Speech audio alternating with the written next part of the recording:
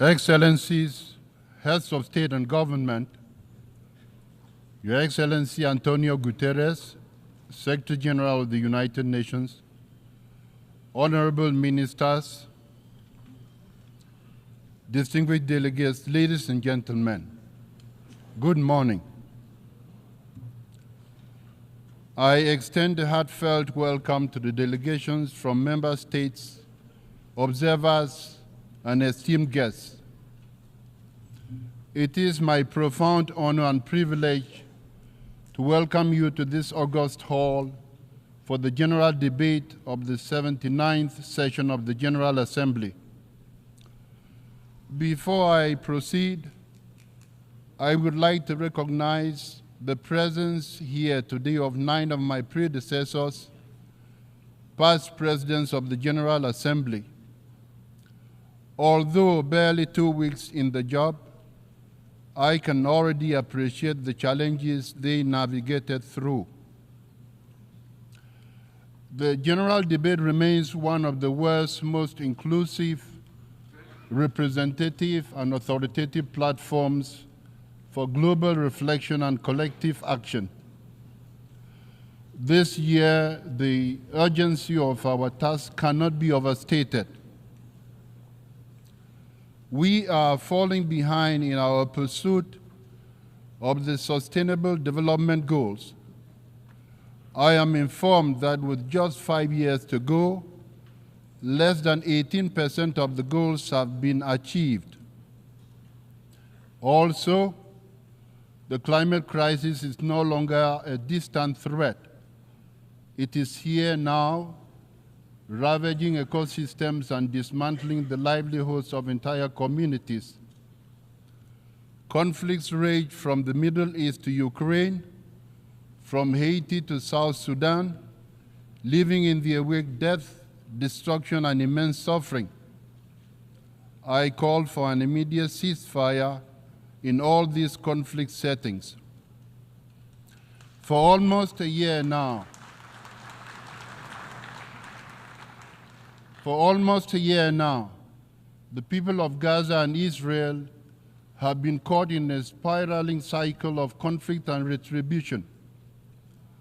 I take this opportunity to call for an immediate ceasefire for the Hamas-Israel war, the unconditional release of hostages, and for all parties to abide by international law, including international humanitarian law, and work towards a just and lasting solution grounded in the United Nations Charter, relevant resolutions, and international law ensuring dignity for both Palestinians and Israelis.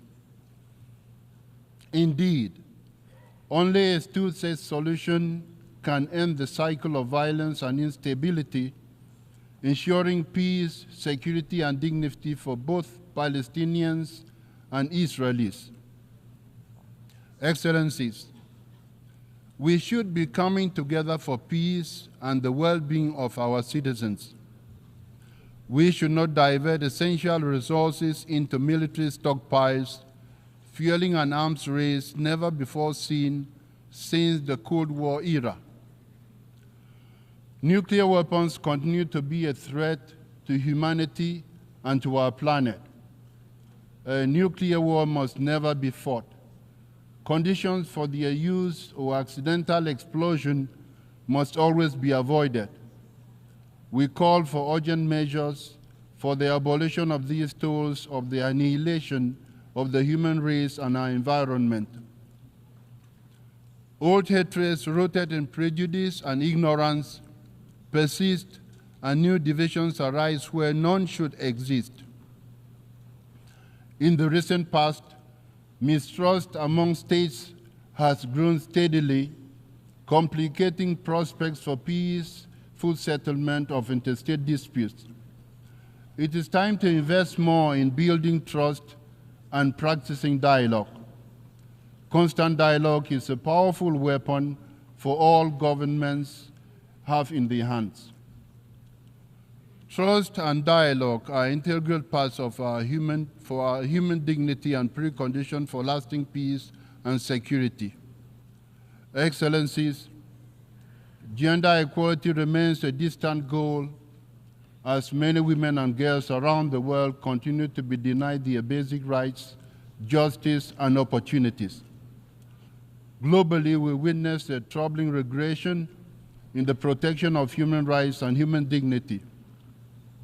Millions remain trapped in poverty, their lives restricted by forces beyond their control.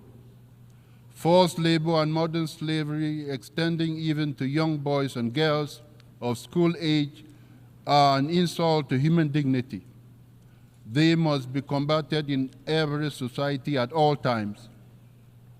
Excellencies, there is an urgent need to reform the international financial system as too many countries remain burdened by crippling debt, forced to choose between servicing loans and improving the lives of their citizens. Meanwhile, the digital divide continues to widen, cutting off entire populations from the tools needed to succeed in the 21st century.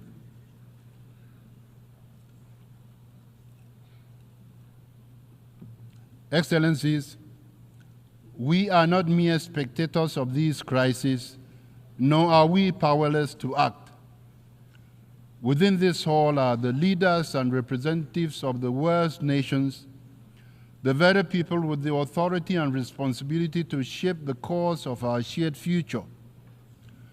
At our disposal is one of the most powerful tools for positive change: international cooperation grounded in the undeniable truth that even the most powerful nation cannot solve these complex borderless challenges alone.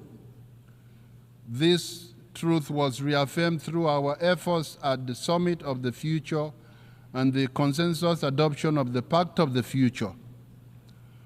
The Pact of the Future charts a path forward, reinvigorating our multilateral institutions with renewed energy, focus, and clarity to meet the demands of a rapidly changing world. Let us build on this momentum. Excellencies, a better world begins with unlocking the potential of we, the peoples of the world. Freedom and good governance ensure that no one, no individual, no community is left behind. In this endeavor, we must never overlook the challenges faced by the small island developing states, the landlocked developing states, the least developing countries, and the small states. It is incumbent on the United Nations to do more than just express solidarity. Specific programs responding to the unique situations in which these groups of states find themselves must be envisaged. This will be a priority of my presidency. Africa is one of the priorities of the United Nations. We must support Africa. The African Union's Agenda 2063 presents a bold and transformative vision for the continent. Africa currently has the youngest population in the world, and by 2063, 1 in 4 people will be African. The generation of resources for the well-being of these peoples has been much slower than the population growth. We must not let Africa's potential go unrealized. In fact, to truly unlock Africa's vast potential, we must actively cultivate global partnerships that align with the continent's aspirations and drive its success. In this endeavor, I look forward to working with member states of the United Nations this year on keeping Africa at the heart of our agenda. Excellencies, in this 79th session, I also want to prioritize multilingualism as a recognition of our world's cultural and linguistic richness. We understand that the multitude of languages, cultures, and perspectives should not be viewed as a source of division, but as a wellspring of strength.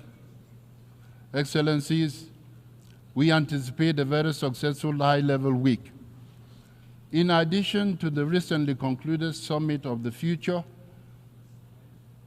and this ongoing general debate, several critical high-level events are expected to take place.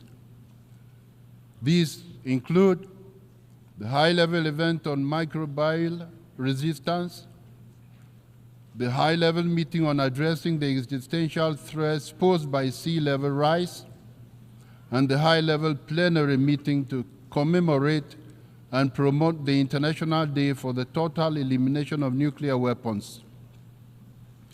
Throughout the 79th session, we will address the urgent issues of our time. While we may not agree on every issue, we all share the same fundamental goal: to build a better world for everyone, everywhere. Here today are representatives from 193 member states, each embodying our collective aspirations, each guided by a shared vision. The path ahead is difficult, fraught with obstacles that may at times seem insurmountable, but they are not impassable. We have the tools, the knowledge, and the collective will to overcome these challenges if we act together with courage and conviction. Thank you.